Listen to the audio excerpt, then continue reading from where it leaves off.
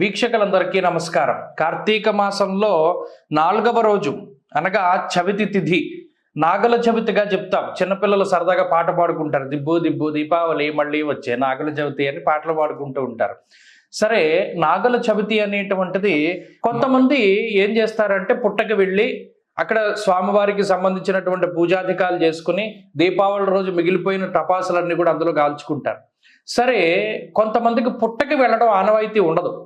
చాలా మందిలో ఈ విషయం ఉంటుంది. కొంతమందికి అరటి చెట్టు ఆనవాయితీ ఉండదు, తులసి ఆనవాయితీ ఉండదు, పుట్టకి వెళ్ళడం ఆనవాయితీ ఉండదు. ఇలా కొన్ని విశేషమైనటువంటివి ఉంటాయి. మరి పుట్టకి వెళ్ళడం ఆనవాయితీ లేదండి, మరి మేము ఎలా చేసుకోవాలి అని అడుగుతారు. మనం ఈ వీడియోలో అన్నీ తెలుసుకుందాం. ముఖ్యంగా నాగల చవితి రోజు కాబట్టి ఈ రోజున ఉపవాసం చేస్తారు. మరి కార్తీక సోమవారము ఉపవాసం చేసి, మంగళవారము ఉపవాసం చేసి, ఇలా రోజు ఏదో ఒకటి వస్తూ ఉంటుంది. చెయ్యాలా అంటే అందుకనే నేను వెసులుబాటు చెప్పాను. నక్తము, ఛాయా నక్తము, నక్షత్ర దర్శనం తర్వాత భోజనం చేయడం, ఇలా అనేక రకాల పద్ధతులు ఉన్నాయి. మన శక్తి సహకరించినటువంటి మేర మనం తినచ్చు. అలాగే ఏదైనా భగవంతుడికి అర్పితం చేసిన తర్వాత, భగవత్ సమర్పణం చేసిన తర్వాత ప్రసాదం కింద తీసుకోవచ్చు. ఫలాదులను మనం స్వీకరించవచ్చు. మన శరీరం మనకి సహకరించినటువంటి దాన్ని బట్టి మనం ఉపవాసాది దీక్షలు చేయవచ్చు.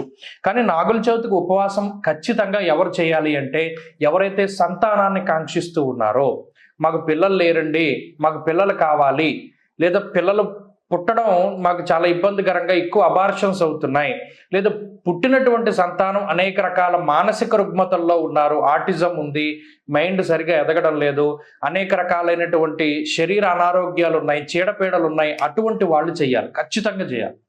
వాళ్ళు ఏం చేయాలి? ఉదయాన్నే లేచి చక్కగా స్నానాధికాలు పూర్తి చేసుకుని, పుట్టకు వెళ్ళే ఆనవాయితీ లేదు, ఇంట్లోనే చక్కగా ఒక చోట గోడకి పసుపుతోటి ఒక చిన్న సర్కిల్ని చుట్టుకొని అక్కడ నాగ ప్రతిమ లాంటిది ఒకటి వేసుకుని దానికే షోడశోపచార పూజ చేసుకుని చిమ్మిలి నైవేద్యం పెడతారు. చిమ్మిలి, చనివిడి, పానకం, వడపప్పు ఇవన్నీ కూడా నైవేద్యం పెడతారు. చిమ్మిలి అంటే తెల్ల నువ్వులు, బెల్లము కలిపి నైవేద్యం పెడతారు.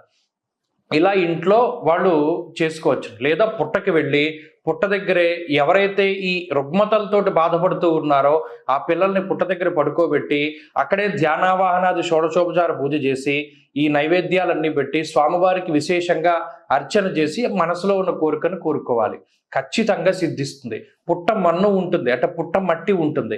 ఎవరికైతే ఎక్కువగా అబార్షన్స్ అవుతూ ఉన్నాయో అటువంటి వారు ఈ పుట్ట మట్టి తీసుకొని ముక్కులకి చెవులకి పెట్టుకుని అలాగే కొంత ఉదర భాగాన్ని స్పృశించి ఆ పుట్టమట్టి మనకి దగ్గరలో ఎక్కడైనా మనకుండే పరసలోనే ఇంకెక్కడైనా సరే వేసుకోవాలి. అలాగే కొంతమంది పిల్లలకి సమస్య ఉంటుంది, అటువంటి వాళ్ళకి కూడా ఈ ముక్కులకి చెవులకి పుట్టమట్టి పెడితే ఏ రకమైనటువంటి రుగ్మతలు ఉన్నా కూడా తొలగిపోతాయి. నాగల చవితి అనేటువంటిది నాగులకి మనకి నాగరికతని అందించినటువంటి నాగులు, అలాగే నవనాగులు ఉంటాయి. మానసాదేవి సహిత నవనాగుల్ని మనం ఆరాధన చేస్తాం. సర్ప సూక్తము అనేటువంటిది ఒక సూక్తం ఉంటుంది. అందులో చాలా విశేషంగా చెప్తారు. ఆస్తి కవచనం శ్రుత్వా యస్సర్పో ననివర్తతే శతదా భిద్యతే మూర్ధన గిరిర్వజ్రహతో యథా.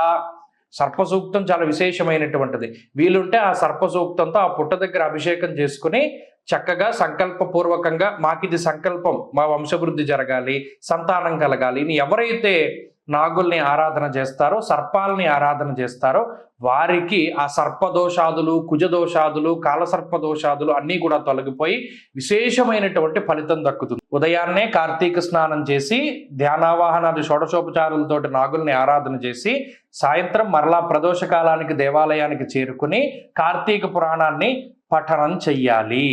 ఇలా చేస్తే ఈ కార్తీక మాసంలో నాగుల చవితి రోజున మనం భగవంతుడికి సన్నిహితంగా ఉండగలుగుతాం. ఈ రోజున ప్రత్యేకంగా మనం ఉపయోగించుకోగలుగుతాం. స్వస్తి.